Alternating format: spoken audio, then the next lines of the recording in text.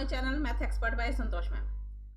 आज हम स्टार्ट करेंगे मीन वैल्यू थ्योरम का ही next topic. Mean value theorem में पहले हम रोल थ्योरम कर चुके हैं, लैग्रांज थ्योरम कर चुके हैं और उसी से रिलेटेड क्वेश्चन भी किए। आज हम करेंगे Cauchy mean value theorem. Mean value theorem में ही नेक्स्ट थ्योरम है कॉशी मीन वैल्यू थ्योरम। अब Cauchy mean value theorem question किस तरह से आएगा, state and prove. In short इसे CMVT लिखा जाता है, Cauchy mean value theorem. State and prove Cauchy mean value theorem, यानी कॉशी मीन वैल्यू थ्योरम की स्टेटमेंट भी हमें लिखनी है और उसका प्रूफ भी करना है। हमने रोल थ्योरम की थी लास्ट वीडियो में।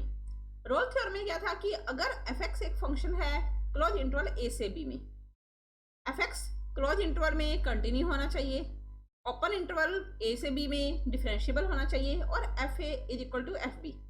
तो a और b के बीच में कोई एक एलिमेंट c इस प्रकार से होगा कि f dash c is equal to 0। ये तो थी रोल थ्योरम। लैग्रांज थ्योरम में हमने क्या था कि अगर fx एक फंक्शन है क्लोज इंटरवल a से b में, क्लोज इंटरवल में वो फंक्शन कंटिन्यू होना चाहिए और ओपन इंटरवल में डिफरेंशिएबल होना चाहिए। तो c एक एलिमेंट इस प्रकार से होगा a से b के बीच में कि f dash c equal to fb minus fa upon में b minus a।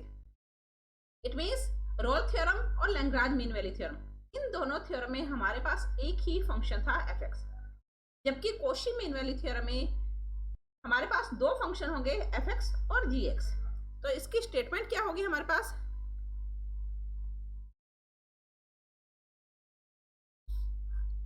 let fx and gx are two function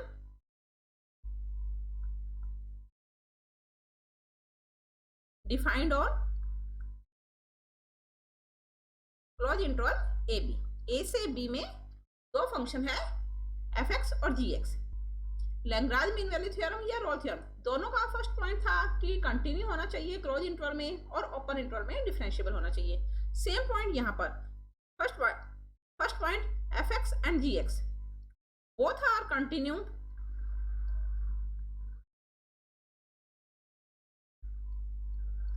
in closed interval a comma b। Second point, fx and gx both are differentiable in open interval a comma b। Third point, Rolle theorem में था कि fa is equal to fb। Cauchy mean value theorem में third point होगा g dash x is not equal to 0, यानी अगर gx given है तो उसका डेरिवेटिव 0 नहीं होना चाहिए।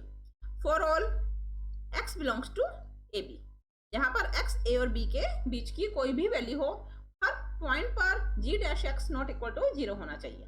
तब हम एक पॉइंट c लेते हैं, then there x is at least one point C belongs to AB। तो एक पॉइंट C AB में इस प्रकार से होगा कि सच दैट f डैश, अब यहाँ पर दो फंक्शन है f और g, तो C की वैल्यू कैसे कैलकुलेट करेंगे, f dash C upon g dash C is equal to fb minus fa upon में gb माइनस ga। अब इसका प्रूफ करना है हमें। तो कॉशी मीन वैल्यू थ्योरम का प्रूफ करने के लिए हमें प्रूफ करना क्या होगा, सबसे पहले ये पता होना चाहिए गिवन है कि fx और gx दो फंक्शन है क्लोज इंटरवल a से b में, दोनों के दोनों कंटिन्यू है, दोनों के दोनों डिफरेंशिएबल है और g dash x is not equal to 0, then f dash c upon g dash c की ये वैल्यू आनी चाहिए। इट मीन्स ये पार्ट हमें प्रूव करना है। प्रूफ करने के लिए जो गिवन स्टेट कंडीशन है, यानी 3 पॉइंट तक, फर्स्ट सेकंड थर्ड पॉइंट तक हम एज इट इज लिखेंगे। तो देखो प्रूफ इसका प्रूफ किस तरह से होगा, पहले 3 पॉइंट तक सेम लिख लिया कि fx और gx दो फंक्शन है क्लोज इंटरवल a b में, दोनों के दोनों क्लोज इंटरवल में कंटिन्यू होंगे, ओपन इंटरवल में डिफरेंशिएबल होंगे, g dash x is not equal to 0। ये तीनों कंडीशन हम लेकर चल रहे हैं। अब इसमें हमें करना क्या होगा, एक फंक्शन फाई मानना होगा। तो let phi x be a function defined on close interval a, b। Phi x हमने एक फंक्शन लिया, सच दैट किस प्रकार से लिया, 5x is equal to fx plus agx। हमारे पास दो फंक्शन है f और g, तो 5x को हमने f और हमारे पास दो फंक्शन है fx और gx, तो 5x को हमने f और g दोनों पर डिपेंड मान लिया, तो 5x को हमने क्या मान लिया, fx प्लस agx। अब 5x fx और gx पर डिपेंड करेगा, दोनों की वैल्यू पर ही डिपेंड करेगा। अगर fx और gx कंटिन्यू होंगे तो 5x भी कंटिन्यू होगा, अगर fx और gx डिफरेंशिएबल होंगे तो 5x भी डिफरेंशिएबल होगा। तो फर्स्ट कंडीशन हम क्या लिखेंगे, since 5x is depend on fx and gx, 5x fx और gx पर डिपेंड करता है, then number 1, if fx and gx both are continue, अगर fx और gx दोनों के दोनों कंटिन्यू है, both are continue in close interval a comma b, then 5x is also continue, 5x is also continue in close interval a comma b।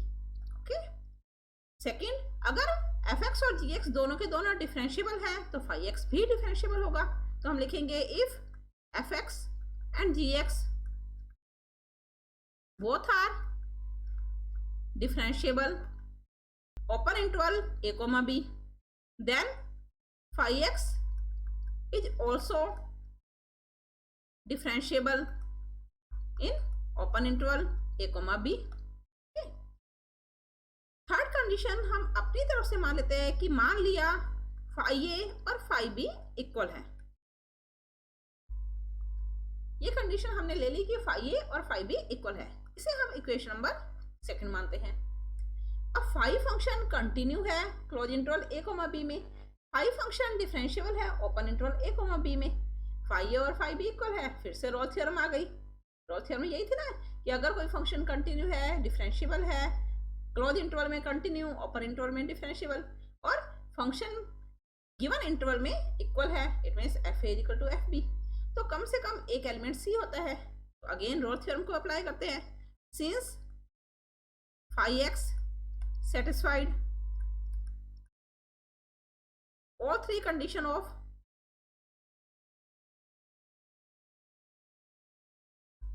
Rolle's theorem,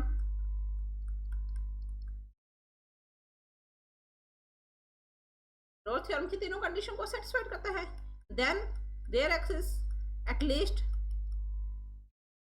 one element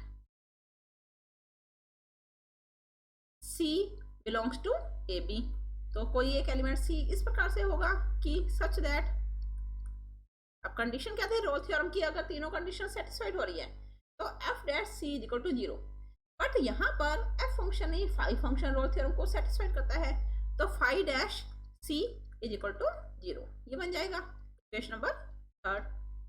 phi dash C, phi x क्या था, सिंस phi x is equal to हमने क्या माना था, fx plus agx,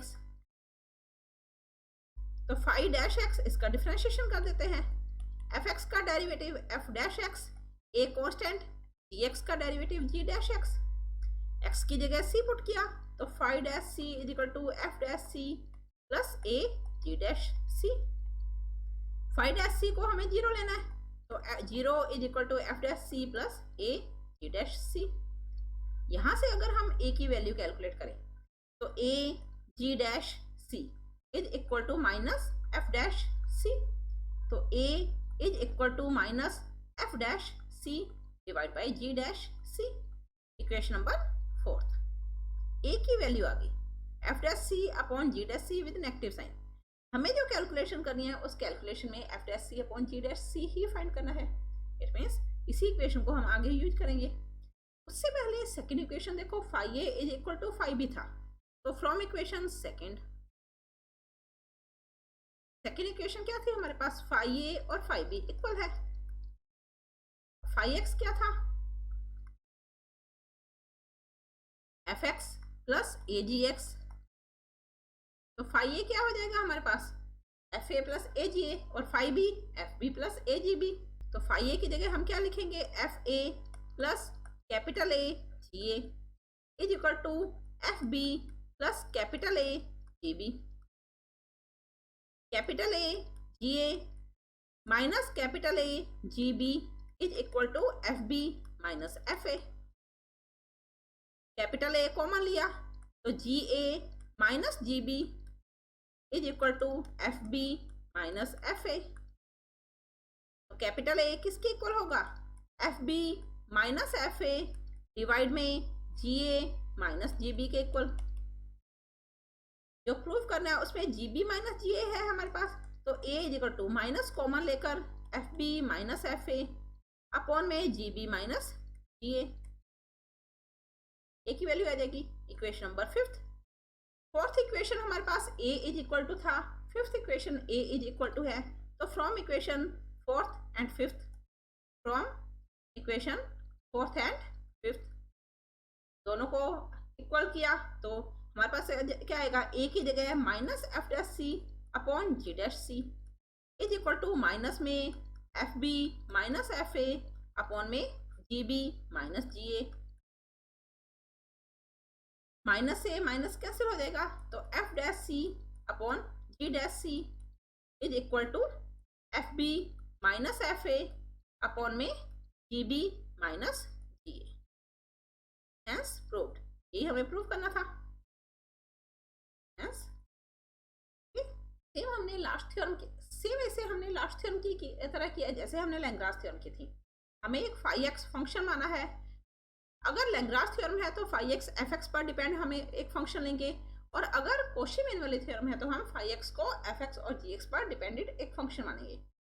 अगर F x और जी x दोनों पर फाई एक्स डिपेंड करता है तो एफ एक्स और जी एक्स के कंटिन्यू होने पर फाई एक्स भी कंटिन्यू होगा, एफ एक्स और जी एक्स के डिफरेंशिएबल होने पर फाई एक्स भी डिफरेंशिएबल होगा। और थर्ड कंडीशन हमने मान ली phi A equal to phi B. अब फाई फंक्शन कंटिन्यू है, डिफरेंशिएबल है, तो वो रोल थ्योरम को सेटिस्फाइड करेगा। रोल थ्योरम को सेटिस्फाइड करता है तो कम से कम कोई एक एलिमेंट सी इस प्रकार से होगा कि phi dash C equal to 0। Phi x given था या हमने माना था, तो फाई का डेरिवेटिव कर दिया, एक्स की जगह सी पुट किया और उसे इक्वल 0 कर दिया। देन ए की वैल्यू हमारे पास आ जाएगी minus F dash C upon G dash C. Next step जैसे हमने लैग्रांज में किया था, सेकेंड इक्वेशन से phi A equal to phi B, तो यहाँ पर भी phi A equal to phi B की कंडीशन को अप्लाई करेंगे। फाई ए की वैल्यू पुट कर दी फाई एक्स से और फाई बी की वैल्यू पुट कर दी फाई एक्स में एक्स को बी पुट करने पर। अगेन यहाँ से ए फाइंड किया, तो इक्वेशन नंबर फोर्थ में भी हमने ए फाइंड किया, इक्वेशन नंबर फिफ्थ में भी हमने ए फाइंड किया, दोनों को इक्वल कर दिया। तो सॉल्यूशन क्या आया, कॉची मीन वैल्यू थ्योरम के according F dash C upon G dash C equal to F B minus F A upon में G B minus G A. Okay, इसी से रिलेटेड हम क्वेश्चन करते हैं। Show that the value of C satisfying Cauchy mean value theorem in closed interval AB. Closed interval AB में हमें Cauchy mean value theorem को satisfied करवाना है। It means Cauchy mean value theorem के according हमें C की value find करनी है। For the following pair of function, यहाँ पर नीचे फंक्शन गिवन है पेयर की फॉर्म में, यानी दो फंक्शन है। Cauchy mean value theorem है तो f(x) और g(x) दो फंक्शन होंगे। Are am, gm and hm. Following pair of functions are, अगर हम यहाँ से C की वैल्यू निकालते हैं, इट मीन्स यहाँ पर जो AM, GM और HM यानी अर्थमेटिक मीन, ज्योमेट्रिक मीन और हार्मोनिक मीन, इनका मीन्स क्या है कि जो C की वैल्यू आएगी वो A और B के बीच में अर्थमेटिक मीन की फॉर्म में होनी चाहिए, ज्योमेट्रिक मीन की फॉर्म में और हार्मोनिक मीन की फॉर्म में होनी चाहिए। fx और gx हमें गिवन है। फर्स्ट ए पार्ट में जो सॉल्यूशन आएगा वो C की वैल्यू अर्थमेटिक मीन की फॉर्म में आएगी। अब A और B के बीच में अगर हमें C का सॉल्यूशन लेना है, C A और B के बीच का पॉइंट है, और हमें ये पता है कि C की जो वैल्यू होगी वो A और B के बीच की तो होगी, किस फॉर्म में होगी, अर्थमेटिक मीन की फॉर्म में होगी। तो C का सॉल्यूशन क्या आएगा हमारे पास, A plus B upon 2 belongs to A B होगा ना। इट मीन्स फर्स्ट पार्ट का सॉल्यूशन हमारे पास A प्लस बी अपॉन 2 आना चाहिए। सेकेंड पार्ट के लिए लिखा है ज्योमेट्रिक मीन की फॉर्म में होना चाहिए, तो सेकेंड पार्ट के लिए जो C का सॉल्यूशन आएगा वो ज्योमेट्रिक मीन A और B का, अगर हमें ज्योमेट्रिक मीन निकालना है तो A और B के बीच की वैल्यू C ली, इसका ज्योमेट्रिक मीन क्या आ जाएगा, रूट ए बी हो जाएगा। यानी सेकंड पार्ट का सॉल्यूशन क्या आना चाहिए, C equal to root A B. Third part में लिखा हुआ है हार्मोनिक मीन। अब हार्मोनिक मीन, अगर ए सी और बी 3 पॉइंट है, हमें हार्मोनिक, ये तीनों हार्मोनिक फॉर्म में है यानी HP की फॉर्म में है, देन सी का सॉल्यूशन किसके इक्वल आता है? 2AB upon A plus B.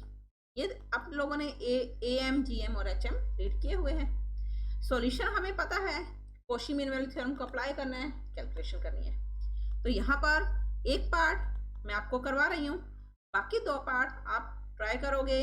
अगर आपके सॉल्व नहीं होंगे या आपको कोई भी डाउट होगा तो आप मुझे कमेंट कर सकते हो। तो देखो हम फर्स्ट पार्ट करते हैं। फर्स्ट पार्ट में fx की value x square and gx की value x। fx is equal to x square and gx is equal to x। हमें c कैलकुलेट करना है a और b के बीच में, तो डायरेक्ट हम by Cauchy mean value theorem, हमें फॉर्मूला पता है कि f dash c upon g dash c is equal to fb minus fa upon में gb माइनस ga होता है। इसमें वैल्यू पुट करनी है और c का आंसर निकालना है। f डैश c, fx हमारे पास क्या है? Since fx is equal to x square, तो f डैश x क्या हो जाएगा? 2x, x स्क्वायर का डेरिवेटिव। gx की वैल्यू है हमारे पास x, तो g डैश x की वैल्यू हमारे पास क्या हो जाएगी? 1 के इक्वल हो जाएगी।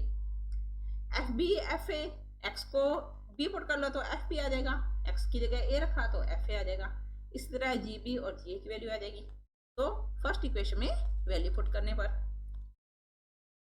f dash c, f dash x 2x है तो f डैश c की value 2c, g dash c, x की जगह c पुट किया तो सॉल्यूशन 1 है तो 1 ही रहेगा। fb, fx x स्क्वायर है तो fb b square, fa a square, gx x है तो gb b हो जाएगा और ga हो जाएगा।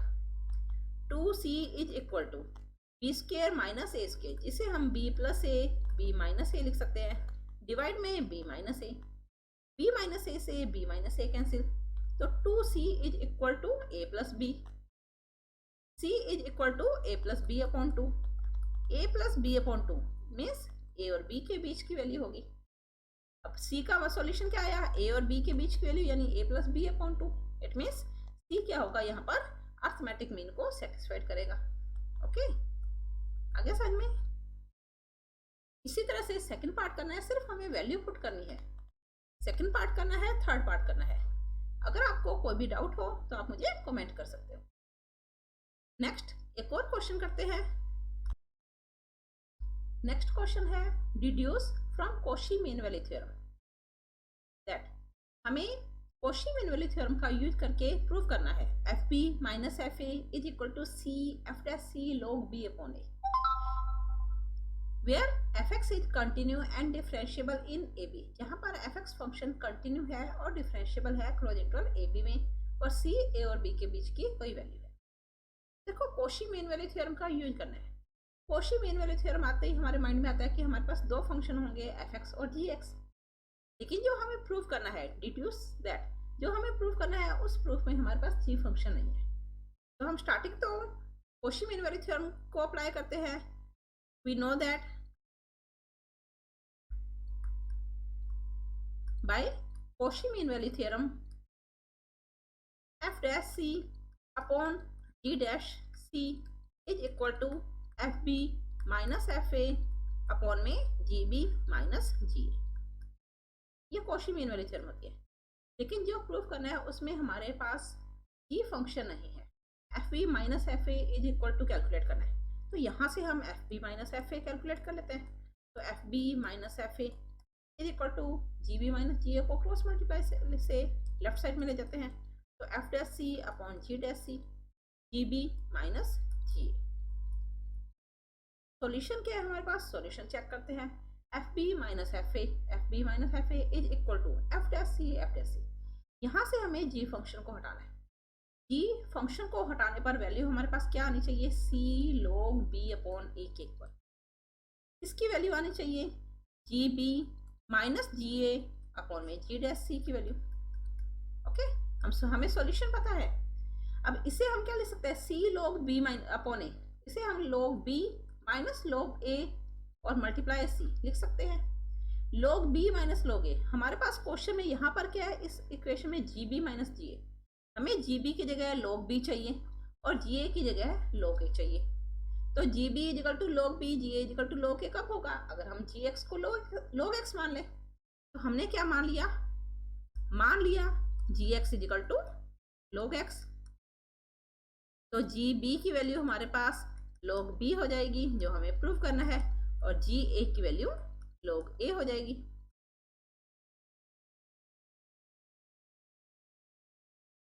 और ga की वैल्यू log a हो जाएगी।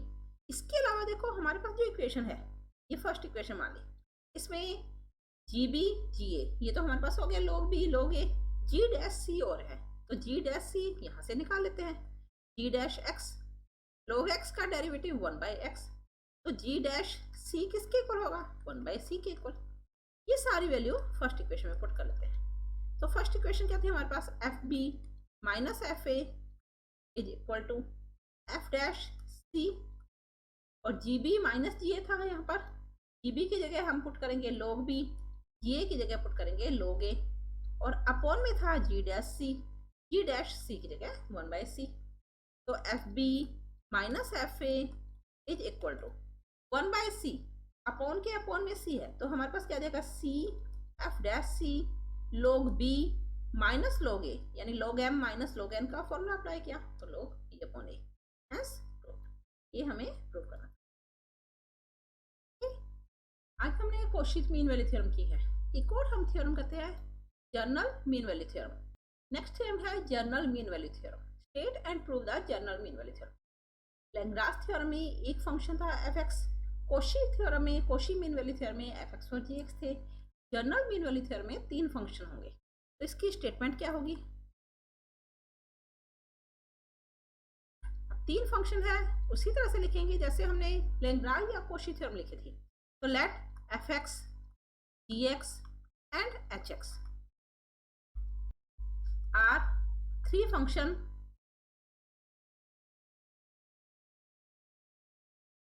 defined on close interval a, b।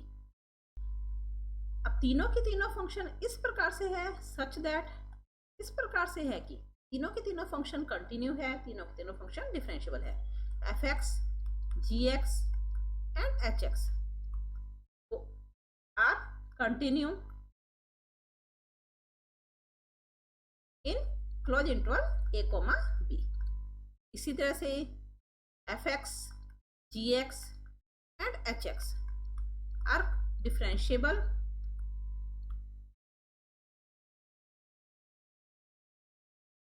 in open interval a, b। अगर ये तीनों फंक्शन कंटिन्यू है, ये तीनों फंक्शन डिफरेंशिएबल है, then there exist at least one element c belongs to A B.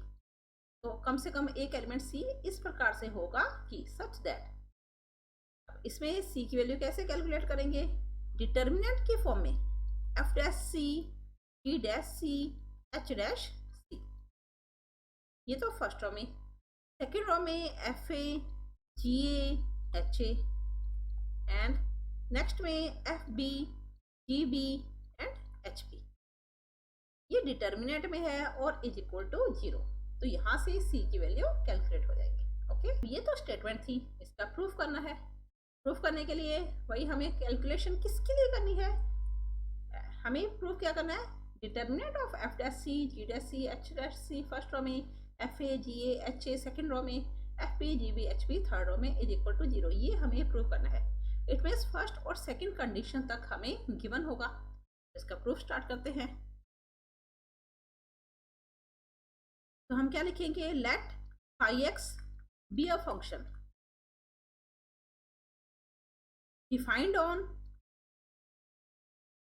Close interval A B. Phi X एक function लिया A B में, सच दैट इस प्रकार से लिया phi X is equal to, तो फाई एक्स हमने क्या मान लिया जो हमें प्रूफ करना है, उसमें हमने लिख लिया F X, G X, H X. Proof determinant की फॉर्म में है तो फाई एक्स को भी हमने डिटर्मिनेंट की फॉर्म में लिया, एफ ए, जी ए और एच ए सेकेंड रो में, एफ बी, जी बी और एच बी थर्ड रो में।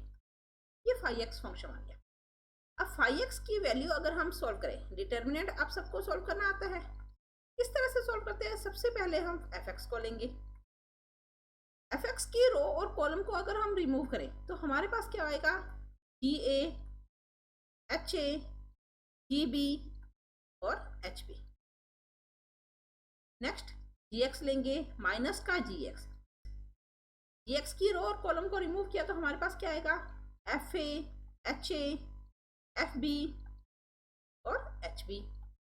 इसी तरह से एच एक्स को अगर हम लेंगे तो एच एक्स की रो और कॉलम रिमूव करने पर हमारे पास आएगा F A, G A, F B, G B. अब ए और बी इंटरवल के 2 पॉइंट थे, तो यहाँ पर हमारे पास F A, G A, H A या F B, G B, H B होगा, तो ये सॉल्यूशन कांस्टेंट होगा। तो यहाँ देखो डिटर्मिनेंट के अंदर 2/2 का जो डिटर्मिनेंट है उसमें जो वैल्यू आ रही है वो एक्स पर डिपेंड नहीं करती, इंटरवल ए और बी पर डिपेंड करती है। तो ये सारा डिटर्मिनेंट हमारे पास कांस्टेंट हो जाएगा। तो हमने 5x को क्या मान लिया? 5x is equal to capital A F X, यानी एफ एक्स के साथ जो डिटर्मिनेंट में वैल्यू आ रही है इस पूरी वैल्यू का सॉल्यूशन हमने कैपिटल ए मान लिया, क्योंकि ये कांस्टेंट सॉल्यूशन होगा। माइनस है तो हम प्लस ले लेते हैं, प्लस जी एक्स, और जी एक्स के साथ जो डिटर्मिनेंट है उसकी वैल्यू को हमने माइनस बी मान लिया, तो माइनस जी एक्स था प्लस जी एक्स हो गया। इसी तरह से एच एक्स के साथ जो कांस्टेंट आएगा उसे हमने सी मान लिया, सी। ये 5x की वैल्यू होगी। अब 5x फंक्शन fx, gx और hx पर डिपेंड करता है, तो हम क्या लिखेंगे? Since 5x is depend on fx, gx and hx। fx, gx और hx पर डिपेंड करता है। देन क्या कंडीशन होगी? अगर तीनों के तीनों कंटिन्यू है तो 5x भी कंटिन्यू होगा। Then fx, gx and hx are continue if are continued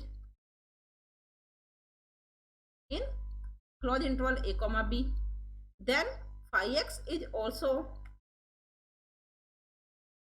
continue in closed interval a comma b। इसी तरह से if fx, gx and hx are differentiable in open interval a comma b, then 5x is also differentiable in open interval a comma b। 5x continue है, 5x differentiable है। Third condition हम ले लेते हैं 5a is equal to 5b, ये हमने मान लिया। अब 5 फंक्शन कंटिन्यू है, 5 फंक्शन डिफरेंशियबल है, 5a और 5b को हमने इक्वल ले लिया, तो 5 फंक्शन रोल थ्योरम को सेटिस्फाइड करेगा। और अगर 5 फंक्शन रोल थ्योरम को सेटिस्फाइड करता है तो रोल थ्योरम के अकॉर्डिंग कोई भी एक एलिमेंट सी होगा। हम क्या लिखेंगे?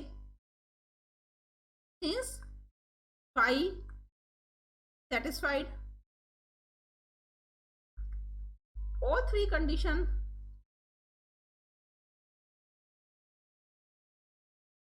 of Rolle theorem,